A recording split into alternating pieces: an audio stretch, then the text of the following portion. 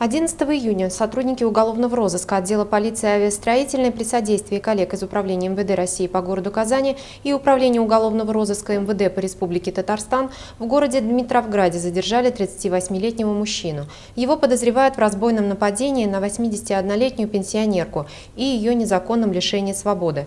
Преступления были совершены 7 июня. Из материалов уголовных дел следует, что мужчина проник в дом потерпевшей через окно и, применив в отношении нее насилие, закрыл в погребе. Воспользовавшись ситуацией, он похитил из ее кошелька 500 рублей.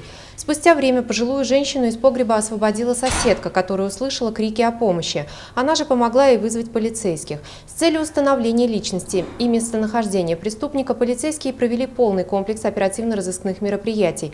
Для его задержания оперативники выехали в служебную командировку в Ульяновскую область. Известно, что 38-летний подозреваемый в начале июня освободился из мест лишения свободы, где отбывал наказание за грабеж. В отношении задержанного возбуждены 2 уголовных дела по статье 127 Уголовного кодекса Российской Федерации «Незаконное лишение свободы» и статье 162 Уголовного кодекса Российской Федерации «Разбой». По решению авиастроительного районного суда на период предварительного следствия он заключен под стражу. За что вас задержали? Я не знаю, за что меня задержали, и отвечать на ваши вопросы я не буду.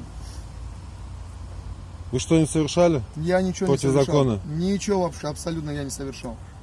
Я только освободился, поэтому мне совершать нечего. Я ни в чем не виноват. В чем там, я не знаю, я не хочу отвечать на какие вопросы. Происшествия и аварии, трагедии, героизм спасателей и сила закона в программе «Вызов 112» на сайте tnv.ru и на YouTube-канале ТНВ. Подписывайтесь.